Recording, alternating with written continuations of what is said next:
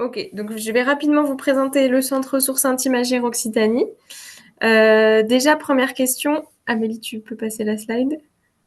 Oui. Alors, Intimagir, c'est pour qui? Alors, on est un centre ressources pour les personnes en situation de handicap, les professionnels et les proches aidants, donc les familles, les amis, toutes les personnes, voilà, toutes les personnes autour des personnes en situation de handicap. Et une autre question importante, eh ben, de quoi on parle au Centre Ressources Intimagir? Alors, on peut parler de vie intime, de vie relationnelle, de vie affective, de vie sexuelle. On peut parler aussi de parentalité, de soutien à la parentalité. Et on a aussi ce sujet de la lutte contre les violences. Alors, à Intimagir, on a plusieurs missions, on fait plusieurs choses. Déjà, on accueille les personnes par téléphone et par mail. Donc, vous pouvez appeler le Centre Ressources Intimagir si vous avez des questions en lien avec les sujets dont j'ai parlé juste avant.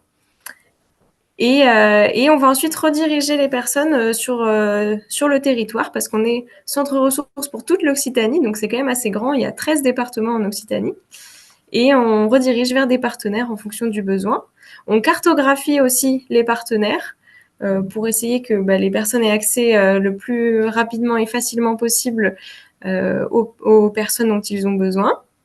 On a aussi une mission autour de la documentation, c'est-à-dire qu'on va essayer de mettre à disposition des outils et des ressources pour les personnes.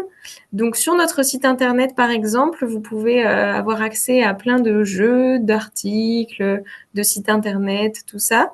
Et on met aussi à disposition des outils à emprunter dans trois lieux d'emprunt pour l'instant, à Montpellier, à Toulouse et à Carcassonne. Et quatrième mission qu'on a, c'est de mettre en réseau les personnes. Pour ça, on organise des comités territoriaux dans chaque département. Et on commence à organiser aussi là le premier comité des personnes concernées pour essayer de mettre en lien les personnes.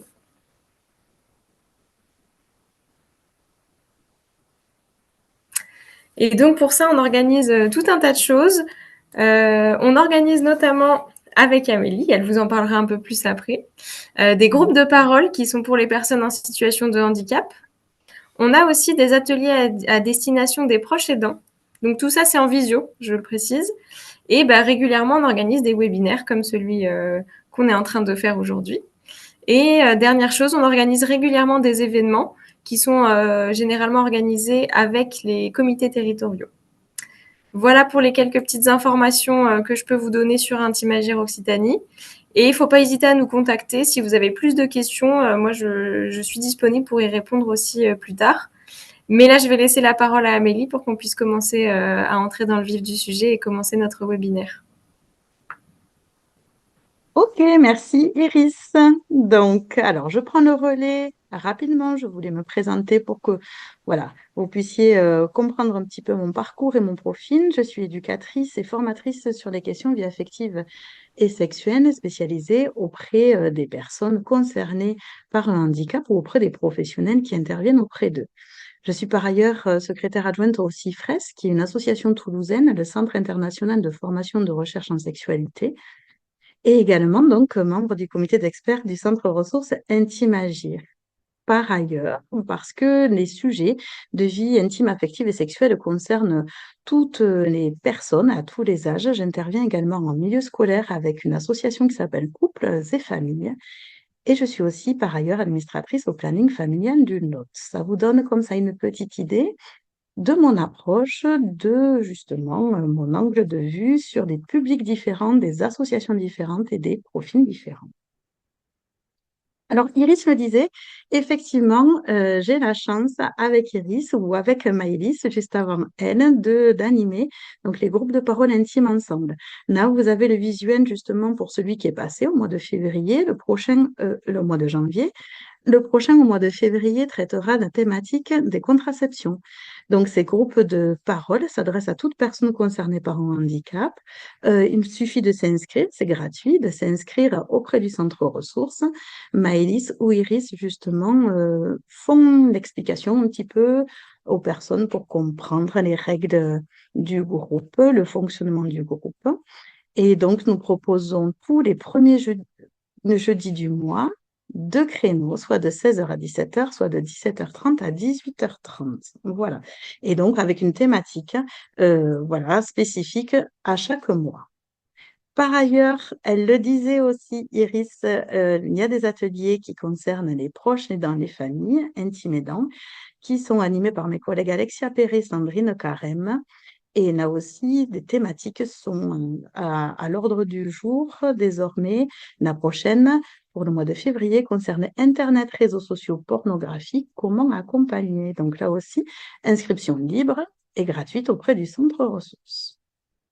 Enfin, voilà, donc moi je suis formatrice et donc je me suis rapprochée aussi de Sandrine Carême, Alexia Perret, qui sont sexologues et formatrices comme moi, et nous proposons différents services auprès des institutions ou des personnes concernées. Allez, sans plus attendre, le cœur du sujet, je vous propose donc pendant 1 heure environ de pouvoir voyager au cœur de cette thématique complexe du consentement. On veillera à ce que vous puissiez avoir justement un temps d'échange. On va regrouper toutes les questions et interventions, remarques qui sont toutes bienvenues à la fin de mon intervention, soit dans environ 1 heure. La présentation est dense. Je l'ai voulu la plus imagée possible aussi pour qu'elle soit le plus intuitive et accessible aux profils les plus vastes possibles. Et nous allons sans plus entendre justement démarrer par rapport à ça. Donc, le consentement, effectivement, c'est un mot dont on ne parlait pas. C'est un mot, on le verra tout à l'heure, qui a fait son apparition et qui devient très présent, voire omniprésent dans le discours, dans les médias.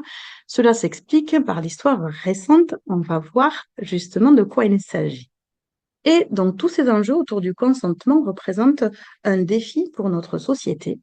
Ils vont nécessiter justement de l'intelligence collective, c'est-à-dire il va nous falloir tous et toutes, chacun à notre niveau, avec nos moyens, pouvoir contribuer justement pour la compréhension et pour aussi accompagner les personnes à comprendre les enjeux du consentement et à se positionner de plus en plus clairement parmi cette thématique. Alors, le consentement, au niveau de l'étymologie, le latin, donc, il vient du latin consentire, donc sentir avec. On voit du coup, dès l'étymologie, il est question justement d'une alliance avec quelqu'un, en tout cas sentir avec quelque chose ou quelqu'un. La difficulté justement du terme de consentement, c'est en ça que c'est une notion complexe et c'est en ça justement qu'elle demande des éclairages divers. C'est que la notion de consentement a deux sens. Le mot de consentement a deux sens. À la fois, il désigne accorder, autoriser, être en faveur de quelque chose, mais aussi c'est se rendre à la volonté de quelqu'un d'autre, à la volonté d'autrui. Donc ce mot pose question largement, justement, il nous met un peu tous et toutes en difficulté parce qu'il désigne deux mouvements un petit peu de fait, et d'accorder et de se rendre à la volonté de quelqu'un d'autre. On va définir un petit peu tous les enjeux justement au cours de cette présentation. Alors le consentement, il s'adresse à qui? Pour qui? À qui est-ce qu'il s'adresse? Eh bien, effectivement, c'est une notion qui nous concerne tous et toutes, depuis que nous sommes enfants jusqu'à notre mort. C'est une notion justement qui nous concerne dans les différents domaines de vie, quel que soit notre âge, quelles que soient nos particularités. Alors bien sûr, ici, on est dans un webinaire du Centre ressources Intimagir. Intimagir, Iris l'a précisé, va parler spécifiquement des thématiques relatives à l'intimité, l'affectivité, la parentalité et les violences à l'égard des personnes concernées par un handicap, quel que soit le handicap et quel que soit l'âge. Alors mon propos ici va être un petit peu à double niveau à chaque fois. Essayer effectivement d'éclairer ce mot consentement pour tout un chacun et essayer le plus possible de pouvoir voir dans quelle mesure il a une particularité quand se combine la question du handicap. D'ores et déjà, il y aura plusieurs ressources, plusieurs documents, plusieurs références, plusieurs outils tout au long de cette présentation.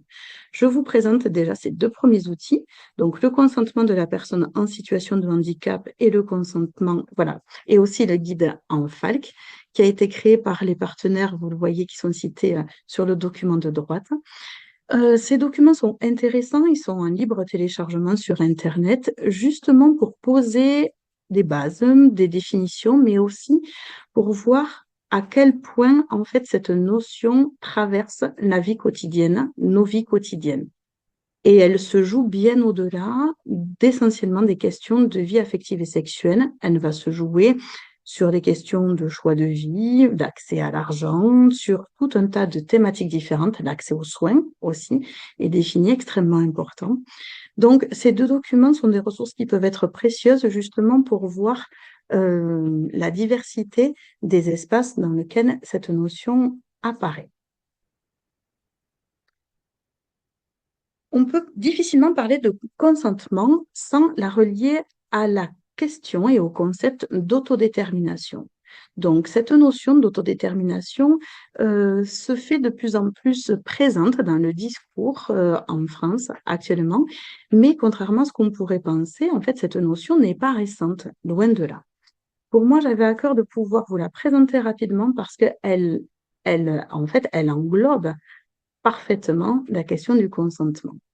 Donc, l'autodétermination, bien que le terme ait existé auparavant dans d'autres applications, je vais simplifier un petit peu l'approche historique du terme aux années 70, ici, en Amérique du Nord, avec le mouvement pour la vie autonome, qui est un mouvement de personnes concernées par le handicap qui, à un moment donné, se sont regroupées, se sont mobilisées et ont manifesté clairement pour leur autodétermination et ont défini cette autodétermination comme un des besoins physiologiques pour leur épanouissement. L'idée, c'était de sortir justement de la tutelle des personnes qui accompagnaient et qui pouvaient penser pour, faire pour. Et l'idée, justement, du mouvement pour la vie autonome était de venir bousculer cette approche-là, qui était un petit peu trop compatissante et trop envahissante aussi, qui était étouffante et qui empêchait les personnes de pouvoir vivre par elles-mêmes, s'exprimer par elles-mêmes avec toutes les conséquences pour elles en termes justement de choix et d'épanouissement. Alors, l'autodétermination, pour faire très simple, ensuite, c'est un concept qui a été repris par des chercheurs en psychologie dans les années 90 par Deci et Ryan, justement.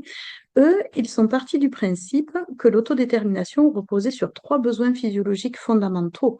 En fait, tout ça pour bien nous faire comprendre l'importance de cette idée. Ces besoins fondamentaux sont le besoin d'autonomie.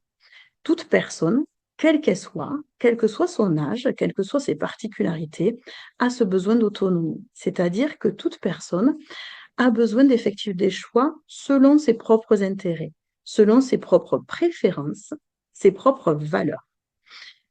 Voilà, l'idée, c'est de pouvoir aussi que la personne puisse déjà être en conscience de tout ça et de pouvoir les exprimer. L'autre besoin fondamental de l'autodétermination est le besoin d'appartenance sociale, se sentir accepté, connecté aux membres d'un groupe. C'est-à-dire que tout être humain, quel qu'il soit, a besoin en fait de se sentir allié, intégré, admis et non pas rejeté, mis à la marge, exclu.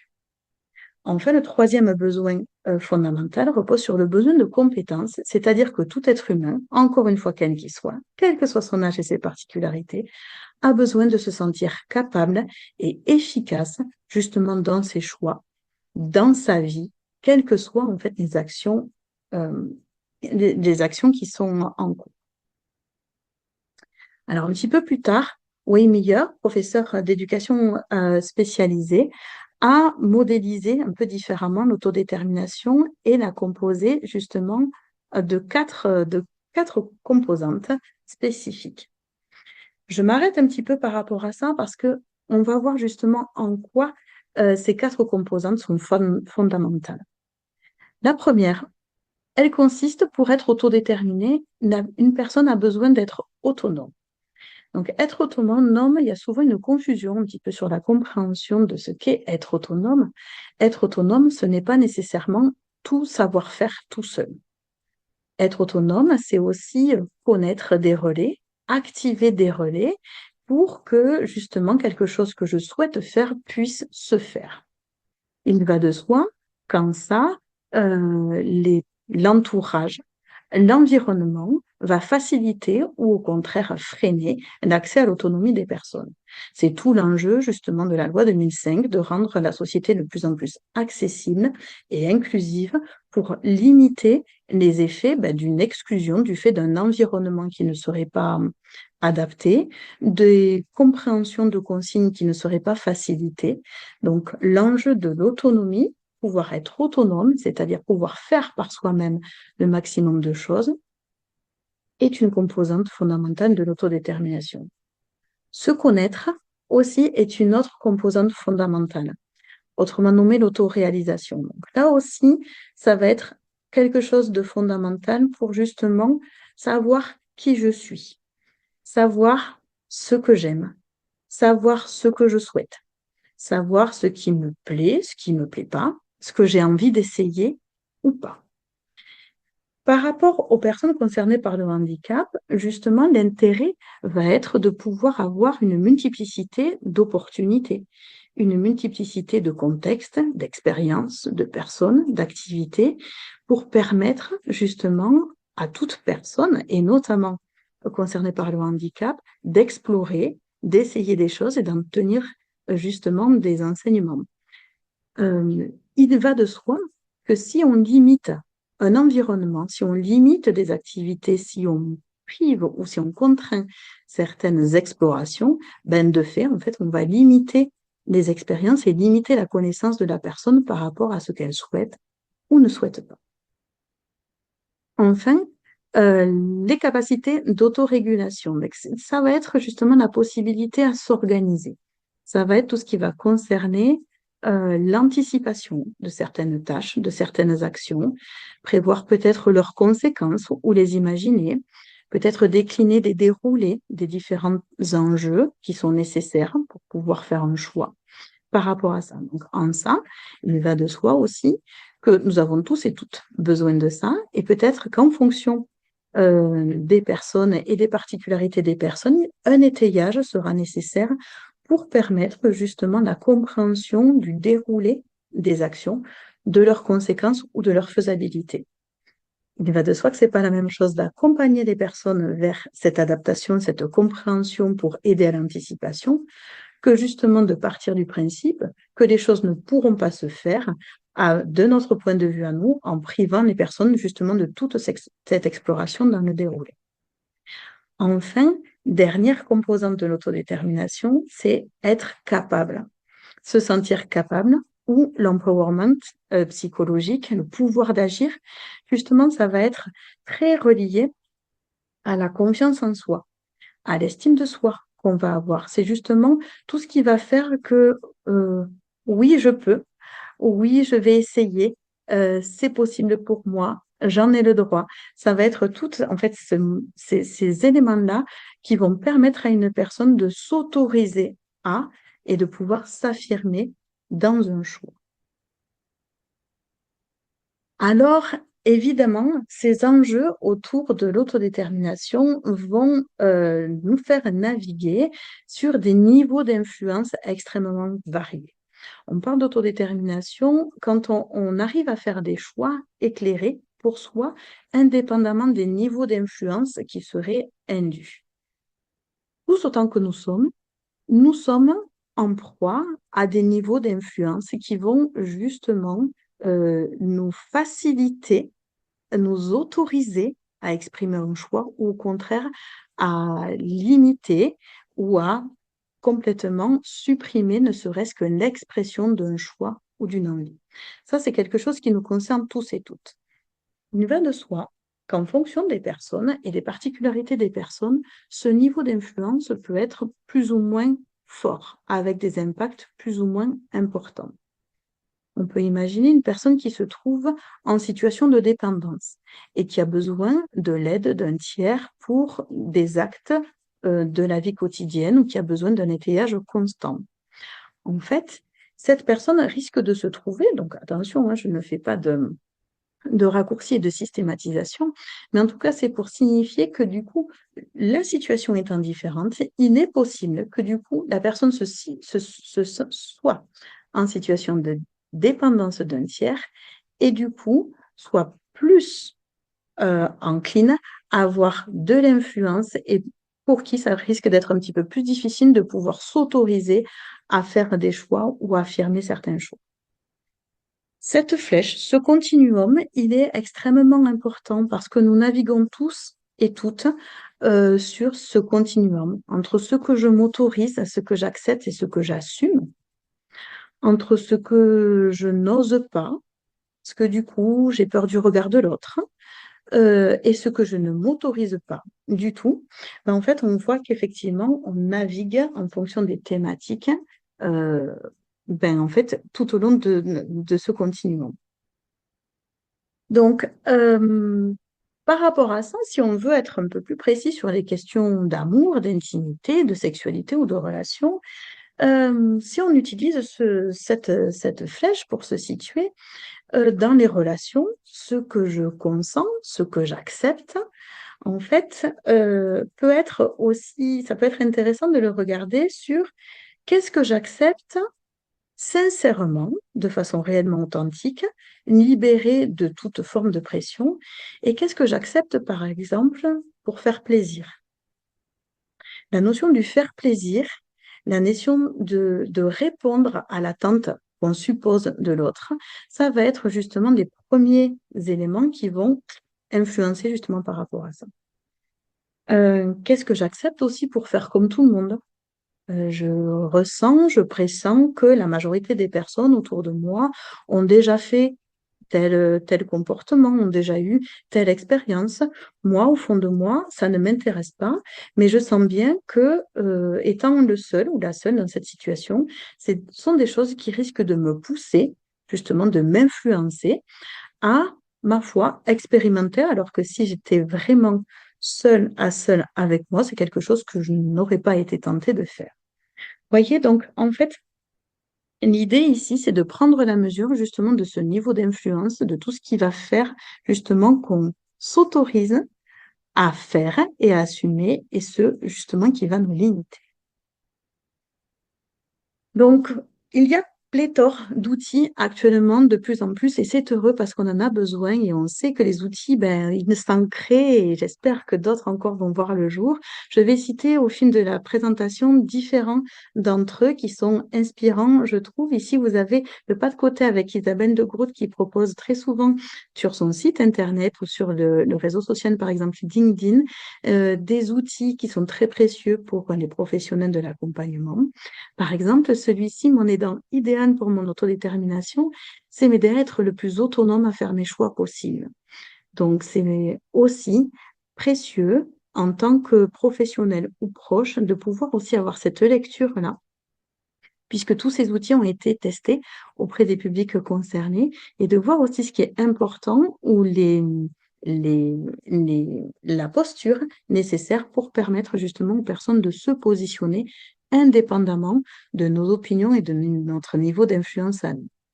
Donc, demander ce que je veux faire, m'aider à comprendre donc les choix possibles, les risques, les conséquences, m'encourager, me soutenir, me dire tu peux le faire, je crois en toi, respecter mes choix, même si on n'est pas d'accord, ne pas dire je te l'avais dit, si tu fais une erreur, voilà, ce genre de choses.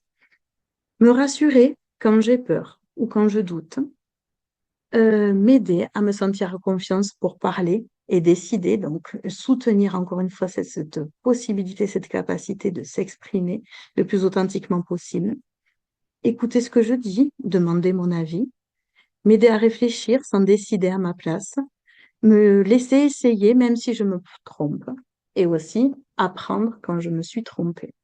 Donc là aussi, peut-être ce qui peut être intéressant de dire, c'est que euh, tous et toutes, peut-être, nous avons, au cours de notre vie, fait des expériences qui ne sont peut-être pas toutes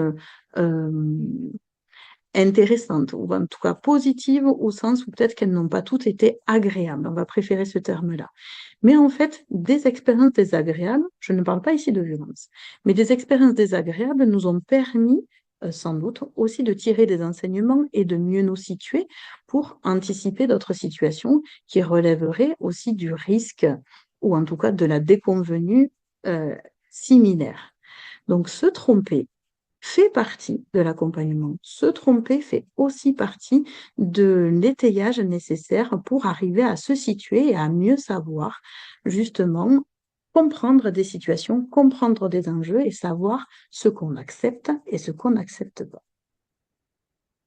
Donc, peut-être, pour compléter par rapport à l'autodétermination, se dire aussi que c'est un travail de fond, c'est un travail du quotidien, c'est un travail constant.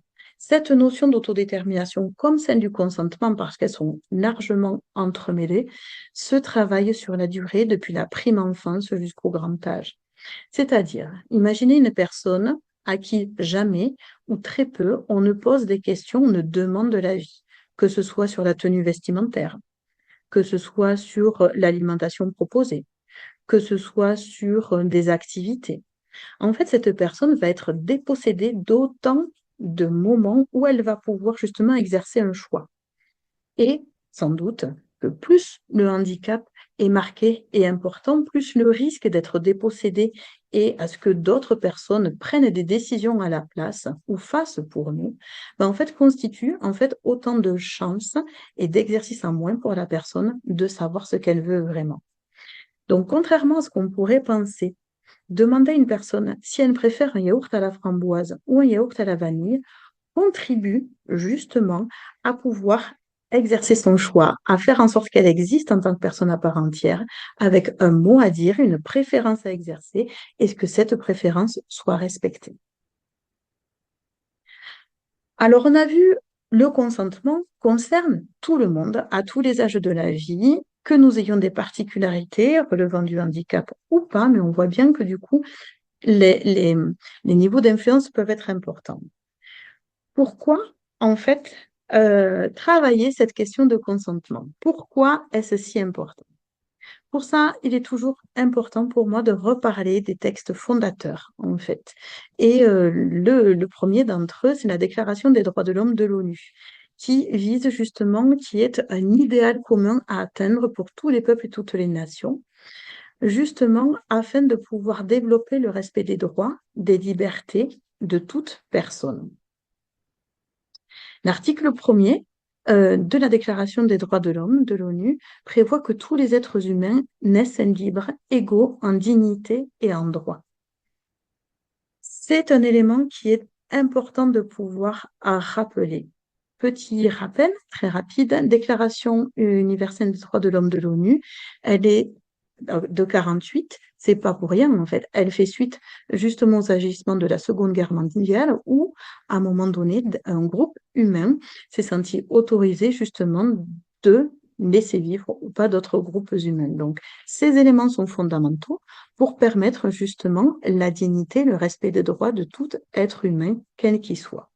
Elle précise aussi que justement cet accès à ces droits se fait sans distinction aucune de race, de couleur, de sexe, de langue, de religion, d'opinion politique ou de toute autre opinion, d'origine nationale, sociale, de fortune, de naissance ou de toute autre situation, comprenons les situations concernées par le handicap. Je passe rapidement, mais quand même, c'est toujours important quand même de se référer à ces textes fondateurs qui, justement, constituent le terreau de nos textes légaux, en fait, en France notamment. L'ONU a aussi rajouté notre texte un petit peu plus tard, la Convention sur l'élimination de toutes les formes de discrimination à l'égard des femmes. Bon, comme si, en fait, cette déclaration de 48 n'était pas suffisante, il avait fallu spécifier pour les femmes un texte spécifique, justement afin d'éviter toute forme de coercition, toute forme de violence spécifiquement due au fait que les personnes concernées par ces violences spécifiques étaient des femmes. Enfin, je passe aussi rapidement, mais c'est fondamental aussi à comprendre, en 89, l'ONU aussi fait une Convention internationale des droits de l'enfant, là aussi, motivée sûrement par des influences, par des violences ou par des décisions spécifiquement prises à l'encontre des enfants. Là aussi, ce texte fondateur vient rappeler justement, encore une fois, l'idée d'accès aux droits indifférenciés, quels que soient les enfants concernés. 219 reprend sur des visuels justement l'accès de cette Convention internationale des droits de l'enfant. Et puis en 2006, l'ONU aussi présente la Convention internationale relative aux droits des personnes handicapées qui vient rappeler encore, comme si c'était à nouveau nécessaire sur un autre texte, justement, la nécessité de rappeler ces droits fondamentaux pour toute personne concernée par le handicap. Alors, euh, il est important de pouvoir signifier que les niveaux d'influence de toute personne sont importants. Ils sont multiples et importants. Les déterminants, les éléments en fait qui vont constituer la santé, l'équilibre, le bien-être d'une personne vont être déterminés par des facteurs d'influence différents. Donc, ce sont en fait des éléments qui vont influencer, contribuer, soit en favorisant, soit au contraire en éloignant l'accès aux personnes à des niveaux différents. Donc évidemment, il y a des facteurs intrapersonnels, c'est-à-dire ceux qui relèvent de la personne propre, tel qu'en est chacun. Nous sommes tous des individus à part entière, forts de certaines particularités spécifiques qui vont constituer des éléments déjà de base. Il y a aussi des facteurs interpersonnels, c'est-à-dire que notre entourage, qu'il soit familial, qu'il soit de voisinage, que ce soit au niveau de réseau, d'associations, de voisinage, etc., vont aussi faciliter ou au contraire limiter cet accès, on va dire, à un épanouissement, à un accomplissement de qui nous sommes. Au-delà de cet aspect interpersonnel, il y a des facteurs institutionnels, c'est-à-dire que nous dépendons tous et toutes d'institutions différentes. L'école, l'hôpital, et il va de soi ici pour les personnes concernées par le handicap et celles qui sont accompagnées par des services ou dans le cadre d'établissements médico-sociaux, par exemple, ou sanitaires. Cela va constituer évidemment un contexte spécifique qui va aussi influencer positivement ou au contraire plus défavorablement sur cet accès, cet épanouissement. Les facteurs de la communauté, on va dire au niveau culturel français, et aussi des politiques bien plus larges politiques. Donc on le voit en fait, tous ces niveaux en fait différents vont avoir une influence sur la personne et sur ce qu'elle est capable, sur ce qu'elle s'autorise aussi à faire. Alors, je continue dans les définitions justement pour comprendre quand on va parler quand on parle de consentement en lien avec la sexualité, c'est aussi important de se rappeler la définition que l'OMS donne à la sexualité. Je l'ai ici un petit peu écourtée car elle est assez longue, mais c'est essentiel pour moi de pouvoir l'évoquer. La sexualité, selon l'OMS, c'est un aspect central de l'être humain tout au long de la vie. Rien que cette première phrase, justement, dit déjà long, c'est-à-dire que la sexualité n'est pas considérée par cette instance internationale comme quelque chose d'accessoire, comme quelque chose de superflu, comme la cerise sur le gâteau, pourrait-on dire. Non. En fait, l'OMS considère la sexualité comme l'aspect central de l'être humain tout au long de la vie, qui englobe le sexe, l'identité sexuelle, les rôles, l'orientation, l'érotisme, le plaisir, l'intimité, la reproduction.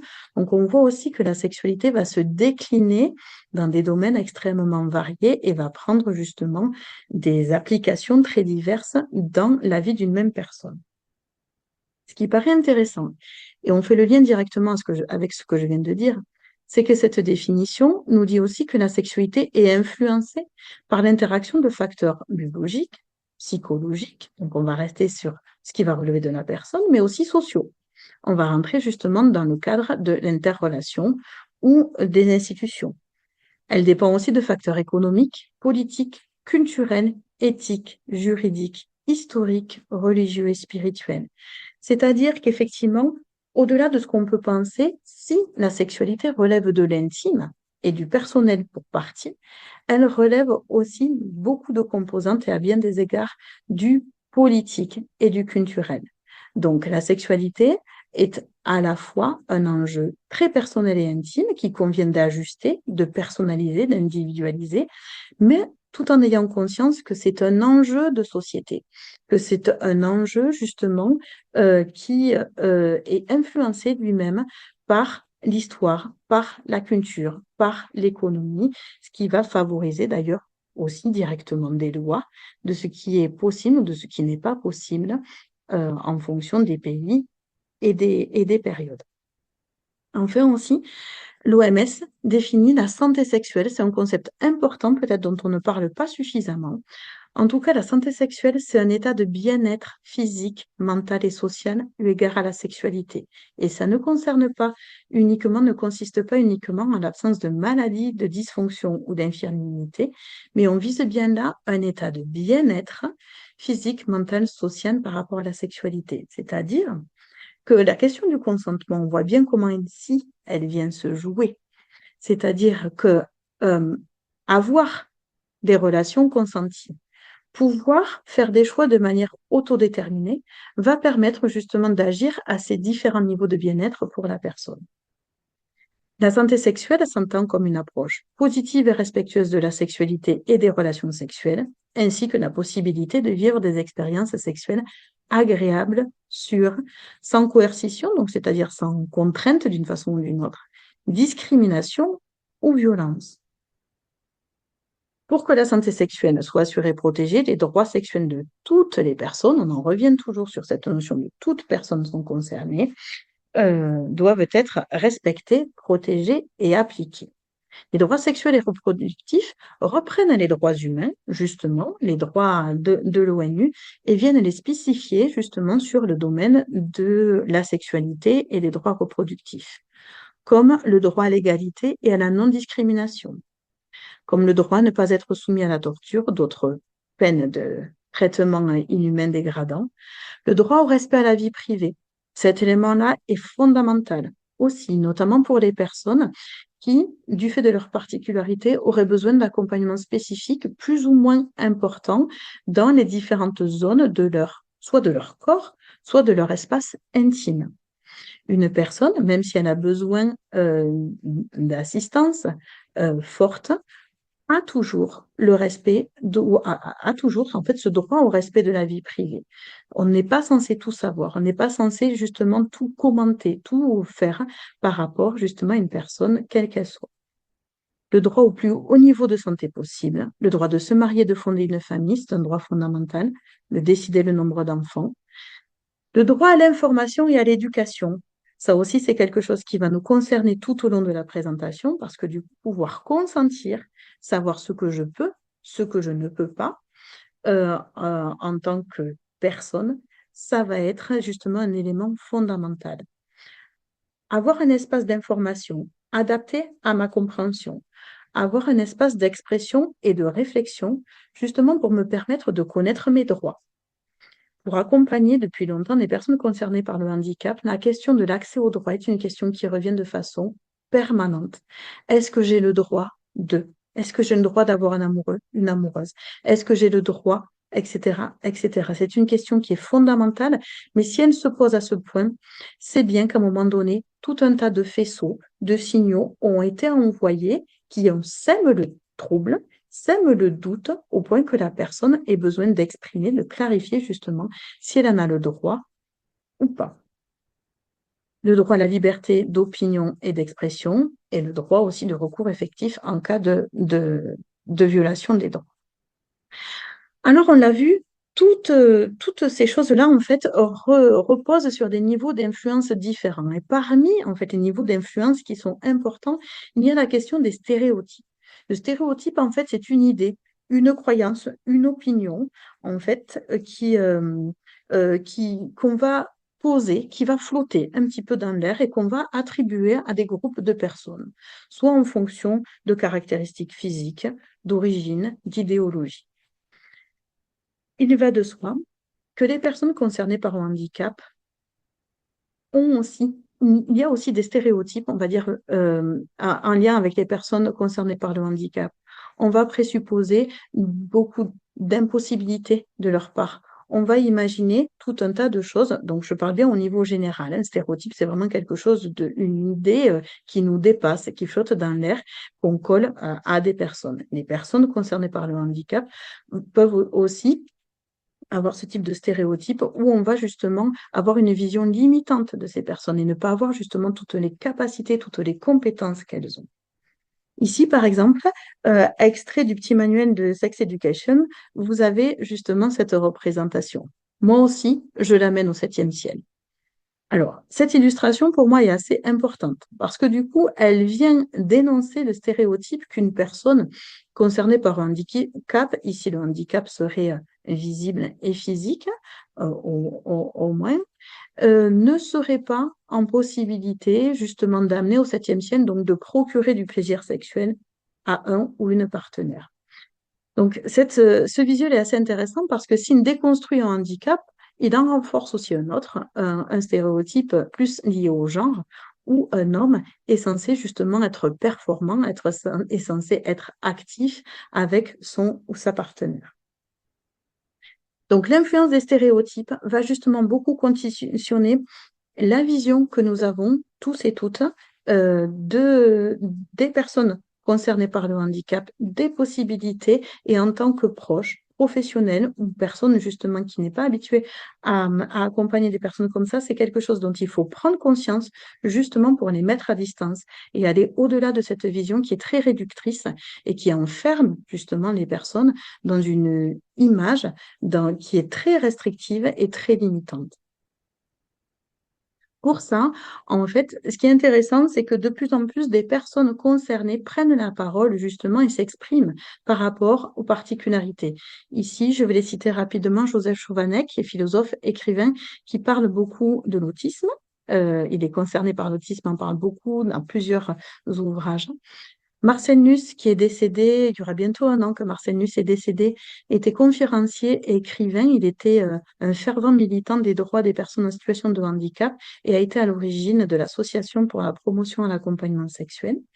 Il a écrit différents ouvrages, il a fait beaucoup de conférences pour justement prendre la parole en tant que personne concernée pour s'exprimer, notamment avec ce livre Je veux faire l'amour, mais il en a écrit d'autres ou contribué à bien d'autres, pour porter cette notion justement et cette expérience, ce positionnement en tant que personne concernée pour pouvoir dire justement les besoins, les envies et porter des revendications qui n'étaient pas à ce jour correctement entendues et pour lequel il y a encore un large chemin à faire.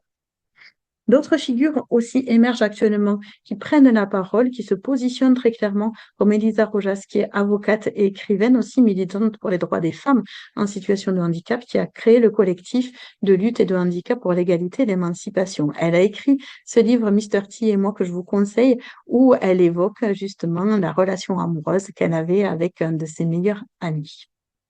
Vous avez aussi Charlotte Puisieux, elle est aussi concernée par le handicap, philosophe et psychologue, qui a écrit De chair et de fer, qui vient justement montrer à quel point les stéréotypes et le fait de vivre dans une société validiste, c'est-à-dire qui est pensée par et pour les personnes valides, vient justement confronter les personnes concernées à des accompagnements qui ne seraient peut-être pas très, très opportuns, à des interprétations, à justement des stéréotypes limitants qui vont faire que justement, en tant que personne, elles vont se trouver confrontées au regard de l'autre et limitées dans l'épanouissement possible. Enfin aussi, il y a Laetitia Rebord, père aidante en santé sexuelle, formatrice et conférencière, qui justement œuvre aussi beaucoup pour l'autodétermination, notamment au prisme de la santé sexuelle des personnes concernées par le handicap. Je peux vraiment vous conseiller le TEDx qui est disponible sur YouTube sur la vie sexuelle inattendue d'une étoile de mer, où justement elle vient poser cette question-là. Et comment, là aussi, à la faveur d'une visite médicale, la personne qui l'a reçue entame l'entretien en disant, bon ben célibataire, je suppose. Voilà, l'entame de sa vidéo justement et de tout son propos autour de ces questions-là. Donc en fait, pour sortir de ces deux visions, on va dire, un petit peu réductrices et qui ont été très présentes entre une vision un peu angélique, asexuée et une vision bestiale qui ferait peur. Vous avez ici deux figures avec le huitième jour et avec cet humoriste dont j'ai oublié le nom à l'instant, qui incarnait le personnage de Damien Bézet. C'était justement deux façons de représentation diamétralement opposées justement sur les perceptions stéréotypées de la vie intime, affective et sexuelle des personnes concernées par un handicap. La pop culture actuellement vient apporter de nouveaux modèles. Guillaume Batz, qui est malheureusement lui aussi décédé, a contribué lui aussi à bouger un petit peu les lignes. Alors on en pense ce qu'on en veut. Je ne suis pas là ici pour dire ce qui est bien, ce qui n'est pas bien, mais pour montrer justement que des modèles différents viennent justement poser différemment la question de l'accès à l'amour et à la sexualité. Ici, sur un sketch justement où il est, lui, le prince charmant par rapport à Blanche-Neige. D'autres sketchs de ce type qui viennent poser cette question-là, notamment ici Sylvain et Papa, comme un impensé total que des personnes concernées par le handicap puissent être concernées par ce sujet-là. Enfin aussi, je passe rapidement, un petit truc en plus, le film c'est pareil, chacun aura son avis par rapport à ce film-là. Il n'en demeure pas moins qu'il vient justement proposer des modèles au grand public de personnes parce que jusqu'à présent, il manquait vraiment de modèles d'identification et de repérage. Au-delà de tout ça, aussi, je prends toujours un petit temps pour parler des différents supports cinématographiques qui existent actuellement qui portent cette question de la sexualité et du handicap, tels que National 7, Hasta la Vista, Yo también, qui viennent en fait exprimer comment des hommes en situation de handicap ont des envies, eux aussi, sont aussi des êtres de désir et manifester leur désir d'accéder à une sexualité.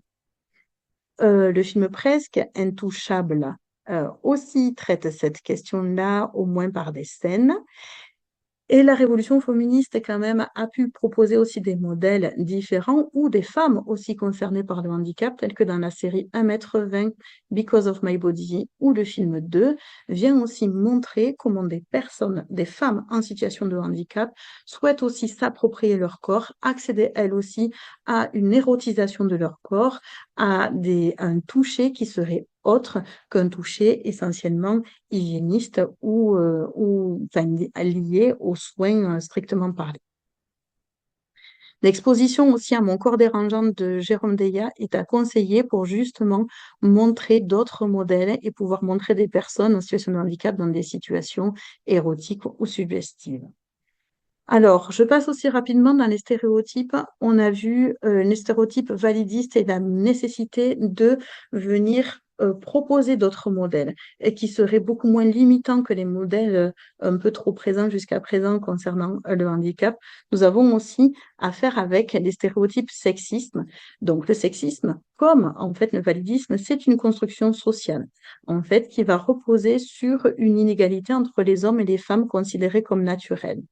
Donc, on sait que en fait, ce système de représentation va aussi faire le lit de comportements spécifiques qui vont mettre en jeu les questions de consentement. Alors, le dernier rapport, qui est tout récent de 2025, vient aussi pointer justement, qui est assez alarmant par rapport à l'état des lieux, par rapport justement à l'état du sexisme en France, avec une polarisation assez forte, justement, autour de toutes ces questions-là. Donc, dans les questions de consentement, et pour les personnes concernées par le handicap, vont se combiner à la fois ces rapports différents qui vont combiner handicap, parfois sexisme et parfois aussi d'autres rapports sociaux. Donc, travailler les stéréotypes, c'est aussi œuvrer, participer à l'éducation au consentement des personnes, c'est-à-dire éviter d'éduquer les enfants, les jeunes ou de maintenir même des adultes dans des rôles stéréotypés avec des comportements attendus. Justement, ici, Élise Graven propose un visuel qui vient proposer des comportements qui sortent justement chacun et chacune de stéréotypes. Donc oui, des garçons peuvent pleurer, peuvent prendre soin des autres, peuvent être calmes, rêvasser, être doux. Et oui, aussi, les filles peuvent être bruyantes, grognonnes, puantes, fortes, ridicules ou drôles. Là aussi, d'autres supports qui viennent contrer ces stéréotypes parce qu'ils ont une part importante dans l'influence qu'on va avoir justement dans ce que une personne va s'autoriser ou au contraire ne pas s'autoriser. Reprenez l'idée du continuum par rapport à ça. Les niveaux d'influence sont aussi en fait nourris par tous ces systèmes de représentation qui vont faire qu'on ne va pas s'autoriser à dire non. Ou, au contraire, ne pas s'autoriser à dire oui si on a envie. Donc, toutes ces constructions, en fait, vont faire le lit justement de positionnement plus ou moins affirmé des personnes. Le manuel Sex Education propose aussi d'autres supports comme ça visuels qui viennent aussi rendre compte d'autres stéréotypes, comme ici un stéréotype plus basé sur raciste, on va dire je ne suis pas ta panthère, et ici, encore un autre, le petit frère des pauvres, qui viennent aussi lutter contre le préjugé, aussi des stéréotypes autour des sexualités à un âge plus avancé, des seniors notamment, où on pense que passé un certain âge, il n'y a plus de sexualité. Donc, tout, en fait, ces systèmes de représentation vont, encore une fois, comme je disais, nourrir, influencer ce que chaque personne va s'autoriser ou pas à faire. Et donc, du coup, c'est autant de niveaux d'influence qui vont éviter la personne d'être en pure adéquation avec ce qu'elle souhaite, ce qu'elle veut. Alors, le consentement, pourquoi on en parle plus? Eh bien, on en parle plus parce qu'en 2017, une révolution s'est mise en marche. MeToo, justement, a fait l'effet d'une déflagration. Donc non, malheureusement, les violences sexuelles ne sont pas apparues avec MeToo. Elles existent depuis que le monde est monde, malheureusement. Mais 2017 a été l'occasion de pouvoir faire une révélation mondiale de l'ampleur du phénomène. Donc, c'est intéressant de se dire que du coup, ce hashtag MeToo existait dès 2006, en fait, par Terena Burke, qui avait créé ce hashtag justement pour les personnes victimes de violences au sein d'une minorité d'un quartier à Harlem, justement aux États-Unis. Et il a été relayé, il y préexistait, il a été relayé justement par Elisa Milano, actrice, justement, qui a créé ce fameux hashtag MeToo et qui a été partagé à des centaines, voire des millions de fois rendant ainsi visible l'ampleur du phénomène des violences. Auparavant, notamment en France, la question des violences sexuelles était déjà présente. Flavie Flament, Eva Thomas avaient déjà posé les bases en fait, de témoignages de ce type-là avec un écho, somme toute, relativement moindre. Et puis, au fil du temps, voilà, des événements marquants ont fait que le sujet n'a plus pu être masqué. L'affaire Strauss-Kahn et différents outils, encore différents films, ont posé cette question-là. Le film Les Chatouilles, qui pose aussi cette question-là de l'emprise et des violences sexuelles commises par des membres de l'entourage. Le scandale aussi des violences sexuelles au sein de l'Église, avec le silence des autorités par rapport à tout ça, a contribué aussi à prendre la mesure de l'ampleur du phénomène et à comprendre que les violences sexuelles sont aussi un rapport de domination, un rapport de pouvoir entre les personnes et qu'ils ne relèvent pas de la sexualité. Le film Grâce à Dieu, bien sûr, qui a été une adaptation de ces événements réels, et la création de la CIAZ, donc cette commission indépendante des abus sexuels au sein de l'Église, qui a permis, en fait, qui a rendu un rapport explosif avec justement le fait que les victimes étaient au nombre de 330 000, les victimes recensées, et on peut penser qu'il y en a d'autres. D'autres ouvrages ont enfoncé aussi le clou. Vanessa Springora, Le consentement, avec l'adaptation aussi au cinéma. La famille Lagrande, Camille Kouchner, a aussi permis de comprendre justement la mécanique du silence par rapport à tout ça. Et donc, toutes ces choses-là ont permis de créer la commission indépendante sur l'inceste et les violences sexuelles faites aux enfants, dès 2021 et qui rend en fait des chiffres là aussi qui fait qu'en fait on ne peut plus, ça n'est plus possible de partir du principe qu'on ne sait pas en fait. Le problème des violences sexuelles est un problème fondamental, systémique, mondial, on va dire, mais pour se centrer sur la France, on prend la mesure par rapport à tous ces dispositifs de l'ampleur du phénomène. Chaque année, donc vous le voyez, ce sont plus de 160 000 enfants qui sont concernés par les violences sexuelles. La caractéristique qui ressort de ça, c'est que justement, les violences sont le plus souvent se commettent dans le cadre intrafamilial ou avec des proches, et que dans la plupart des cas, les agresseurs sont des hommes. Donc là, une nouvelle fiche de route a été ordonnée par le gouvernement et demande une attention particulière concernant les enfants en situation de handicap. C'est quelque chose qui est fondamental justement par rapport au cœur de notre thématique aujourd'hui. Marie Rabatel, vous la connaissez peut-être, fait partie justement de la Civise. Elle est concernée par l'autisme et porte cette question-là. Elle est présidente de l'Association francophone des femmes autistes et porte cette question des violences sexuelles par rapport aux personnes concernées par le handicap. C'est un impensé total de la société. Au-delà de l'impensé de l'ampleur des violences sexuelles, l'impensé très fort est que les personnes concernées par le handicap sont encore plus victimes de violences sexuelles que les autres. C'est quelque chose qui est un impensé total et il est de notre devoir justement de rendre visibles ces choses-là pour éduquer d'autant plus les personnes dans leur pouvoir d'agir, dans leur capacité à consentir, leur donner les clés, les moyens de comprendre les situations dans lesquelles elles ne seraient pas en accord et de pouvoir justement s'autoriser à, à s'exprimer. Donc, le Sénat rend aussi un rapport édifiant par rapport aux violences faites aux femmes handicapées. 4 femmes handicapées sur 5 sont victimes de violences, notamment de violences sexuelles. Et pour ce qui concerne les personnes avec autisme, justement, les niveaux sont stratosphériques puisqu'on parle de 88% des femmes avec autisme victimes de violences sexuelles. La démonstration n'est plus à faire. Le sujet des violences est en amont, justement. Le travail sur l'autodétermination et sur le consentement est fondamental si on veut pouvoir accompagner correctement toute personne par rapport à, à ces enjeux-là.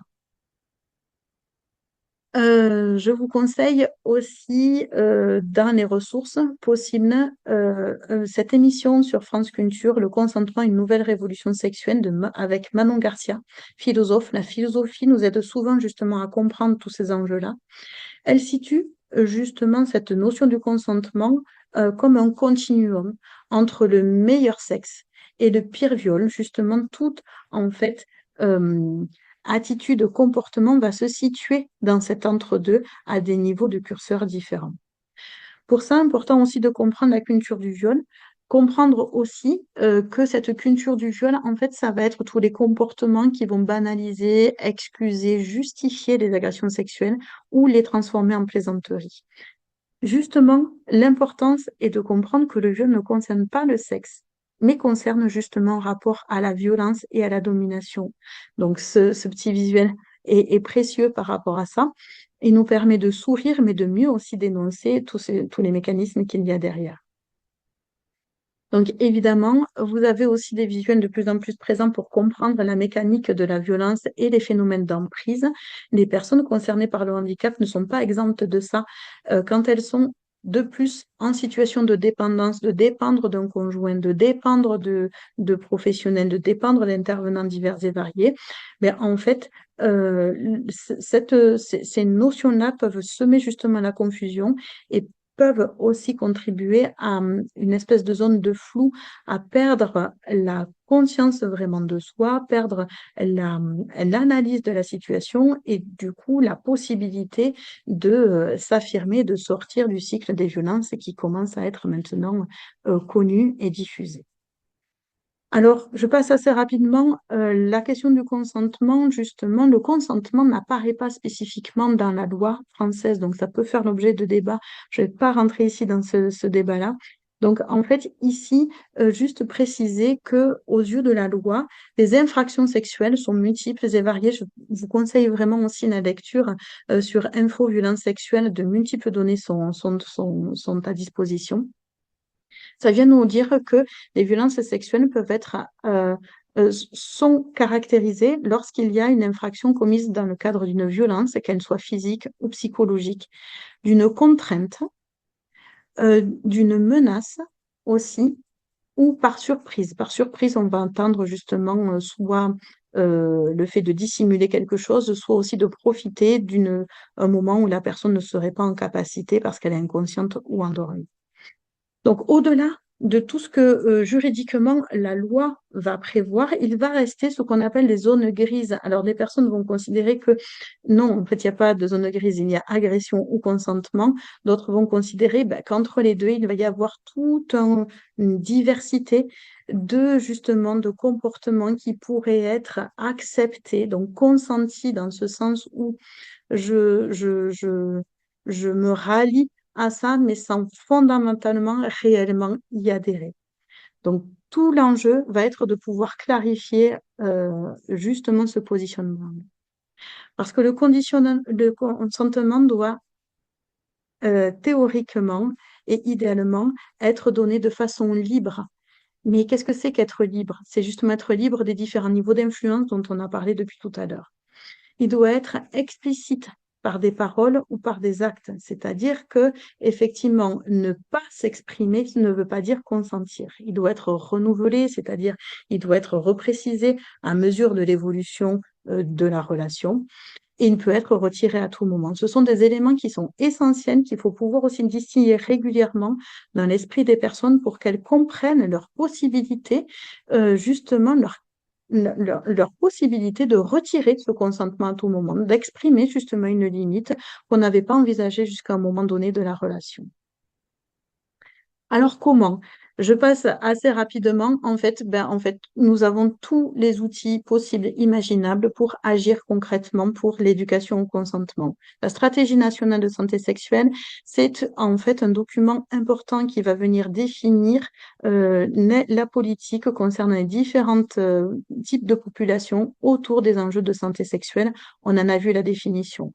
On va retenir l'axe 1 qui va être de promouvoir la santé sexuelle, en particulier auprès des jeunes, dans une approche globale et positive. Et on va aussi se centrer sur l'axe 4, qui va concerner les populations dites vulnérables. Donc ici, ils englobent les personnes en situation de handicap, les personnes âgées, ainsi que les personnes concernées par des maladies chroniques. Donc en fait, les constats sont faits. Je vous laisserai la consulter si vous le souhaitez. Les constats sont faits qu'il y a des freins spécifiques justement au fait de ces vulnérabilités pour accéder à une santé sexuelle épanouissante. Et donc, pour ce faire, il y a des accompagnements et des dispositifs à mettre en place, tels que les référentiels de bonnes pratiques. La Haute Autorité de Santé devrait les sortir dans les semaines à venir, justement, les recommandations de bonnes pratiques en lien avec l'accompagnement vie affective et sexuelle au sein des établissements médico-sociaux. Mais c'est aussi promouvoir la formation des professionnels, justement, pour venir avoir des informations actualisées, clarifier ces représentations par rapport à la sexualité d'une façon générale et par rapport aux personnes en situation de handicap en particulier. En fait, la stratégie va venir nommer, spécifier tout un tas déjà d'actions concrètes à mettre en place pour faciliter l'accès à la santé sexuelle. La circulaire du 5 juillet 21 vient aussi rappeler le droit à l'intimité, aux droits sexuels et reproductifs des personnes accompagnées en établissements médico-sociaux. Et bien sûr, vous avez aussi les textes de loi qui viennent spécifier l'éducation à la sexualité en milieu scolaire notamment. Donc, l'UNESCO rend aussi les principes directeurs de l'éducation à la sexualité. En fait, tout ça pour dire que les choses ne s'improvisent pas, elles sont prévues, elles sont anticipées par des dispositifs, par des experts en haut lieu qui viennent justement tracer les différentes thématiques et les adapter à l'âge, justement pour permettre aux personnes de pouvoir agir de façon autodéterminée tout au long de leur vie. Un autre document qui est important aussi à avoir en tête pour nous, c'est la stratégie nationale de lutte contre les maltraitances. Elle vient justement doubler la stratégie nationale de santé sexuelle, justement pour faire respecter le droit des personnes. Se doter des meilleurs outils aussi pour permettre le recueil des besoins ou répondre en tout cas aux situations qui seraient repérées comme maltraitantes auprès des personnes concernées. Renforcer la vigilance, promouvoir aussi la bientraitance et le pouvoir d'agir. Donc, on voit ici comment tous les éléments qu'on a vus depuis le début de la présentation se combinent, en fait. Tous ces éléments d'autodétermination, d'accessibilité aux droits, d'accessibilité à des moyens de communication pertinents pour que les personnes puissent se positionner, exprimer leurs choix et aussi dénoncer des violences le cas échéant.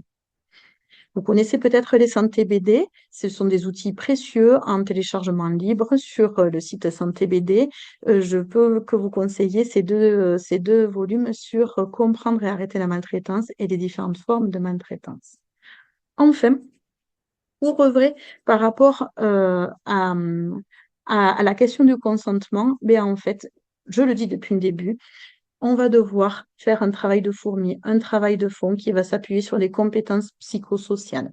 Donc, ce mot, en fait, désigne différentes compétences, justement, qu'elles soient cognitives, sur le fonctionnement vraiment du cerveau, émotionnelles ou sociales, pour permettre aux personnes de pouvoir euh, évoluer au fil de leur vie, dans les différents contextes de vie, en fonction de qui elles sont.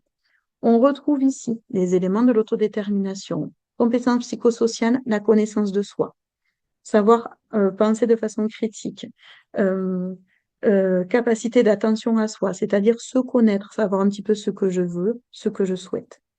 Capacité à gérer les impulsions, je passe un petit peu vite, capacité à faire des choix responsables. Il y a aussi les compétences émotionnelles. Là, en fait, c'est un travail de fond, là aussi.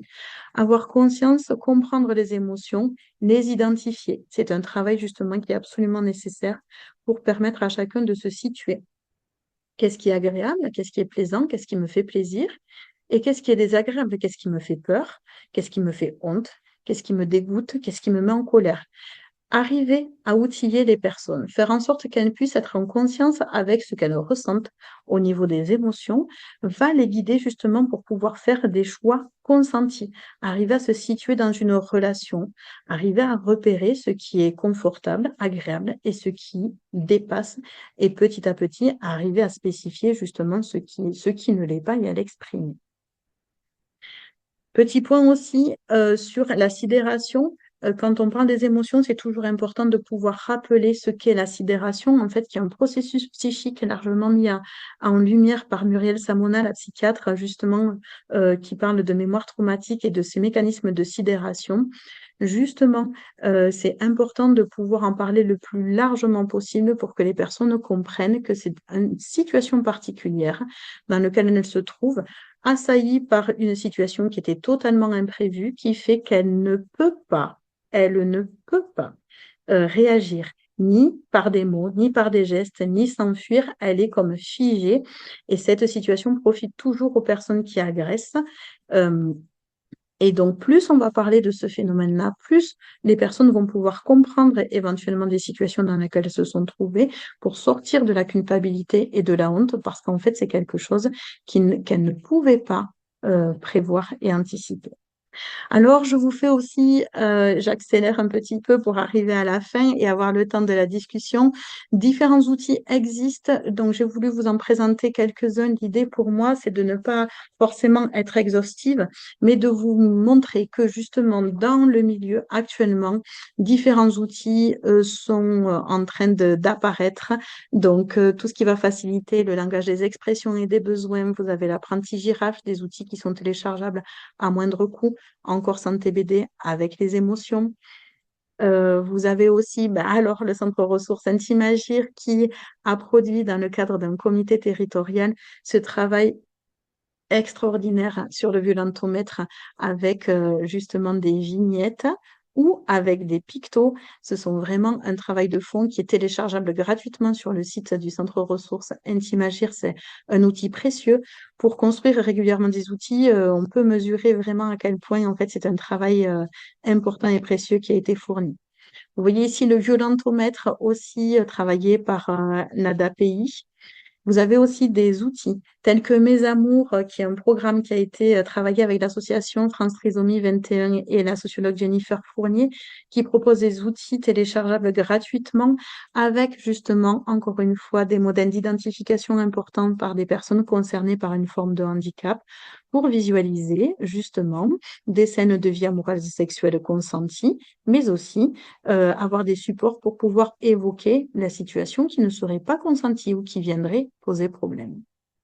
Vous avez ici d'autres outils téléchargeables toujours dans ce cadre-là, avec qu'est-ce que j'ai le droit, qu'est-ce que je n'ai pas le droit, qu'est-ce qui est interdit, et qui viennent être des supports à la discussion pour clarifier petit à petit, au fil des situations, ce qui est possible et ce qui ne l'est pas.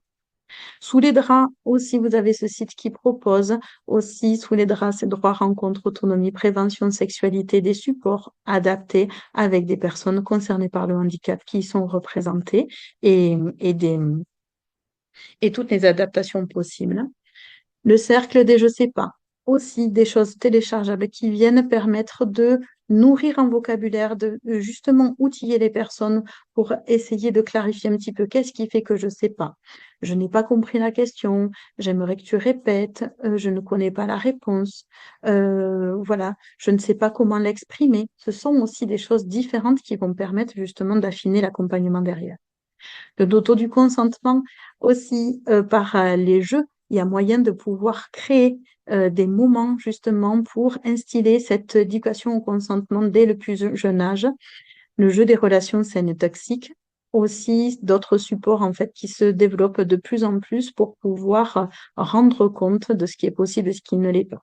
C'est du cul aussi, le jeu créé par Alix Moujard des éditions Déclic vient aussi poser cette question-là, qu'est-ce qui est possible, qu'est-ce qui ne l'est pas, et à un moment donné, quand la relation n'est pas consentie, ben, elle se stoppe. Et d'autres supports. Donc, je vous ai parlé de Violence Sexuelle Info qui a des petites vidéos ou des petits supports aussi comme ça. Mais vous avez aussi le site On s'exprime avec les OK, pas OK. Vous verrez en fait sur ces sites-là différentes situations en audio ou en visio qui viennent créer des situations pour être support à la discussion. Sexo tuto aussi sur le consentement, qui sont aussi des petites vidéos qui viennent mettre en lumière des différents sujets en jeu avec la vie affective et sexuelle et où le consentement là aussi est un sujet à part entière. Vous avez aussi une tasse de thé qui est assez connue maintenant, cette vidéo, mais qui est toujours très, très utile pour voir justement à quel point cette notion de consentement est fine et complexe et du coup, elle peut induire des comportements différents. Vous avez ici aussi d'autres vidéos peut-être plus adressées. Effectivement, vous voyez en fonction du graphisme, le consentement expliqué aux enfants avec justement ces situations où on force un petit peu le bisou à la mamie ou à la tati, alors qu'il y a d'autres façons de pouvoir respecter les codes sociaux sans impliquer à ce point le corps. Une autre vidéo aussi créée par la Maison des ados de la Manche qui vient aussi poser, voilà, il faut que je lui montre que je l'aime, je ne peux pas penser qu'à moi. Toute, en fait, cette réflexion interne qui vient signifier les niveaux d'influence dont on parlait au début, qui viennent justement faire que bah, je vais me positionner de telle ou telle façon, mais ici, on voit la réflexion en interne. Ton corps, c'est à toi aussi par Maëlle Chalem-Belval. Donc, ce sont aussi ça, ce sont des audios. Donc, l'idée, c'est de pouvoir montrer différents supports qui traitent de cette question-là. J'en finis avec quelques petites références au niveau des livres. Mon corps m'appartient, d'Isabelle Figliosa et Margot Fried Figliosa. Respecte ton corps par Dolto, donc dès la prime enfance, là aussi, pouvoir montrer, signifier que tout n'est pas possible, qu'à un moment donné, justement, on peut faire par soi-même, notamment par rapport à l'hygiène. Intimité, consentement aussi, ce sont des opus qui sont tout nouveaux. En fait, on voit que là, dans la littérature, il y a pas mal de, de foisonnement autour de ces questions-là. Les petits illustrés de l'intimité, même s'il y a d'autres volumes, il y en a un aussi dont la question du consentement est plus spécifiquement traitée. Et puis, vous les connaissez sûrement, peut-être Corps, amour et sexualité, de volumes écrits par Charline Levermont, qui est sexologue, l'un qui est adressé plus aux jeunes, aux enfants, et l'autre plus aux adultes et aux personnes accompagnantes. Ici aussi des petits courts-métrages comme celui-ci, Just Two of Us. Je vous invite à aller le voir sur YouTube, qui vient rendre voilà, ce couple de personnes concernées par une forme de handicap et leur volonté de pouvoir vivre tranquillement, sereinement, leur intimité, sans avoir en permanence la pression et même parfois bienveillante, mais parfois étouffante, vous voyez, d'un entourage qui serait omniprésent et ne leur laisserait pas l'espace pour pouvoir vivre leur sexualité et leur intimité d'ailleurs. Donc les violences sexuelles ne sont pas une fatalité, c'est une société à changer.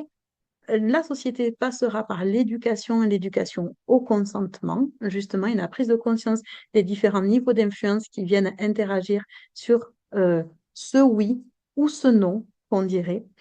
Et nous devons agir ensemble car nous sommes tous et toutes concernés. Je vous remercie pour votre attention et je laisse la place justement à vos questions ou réactions.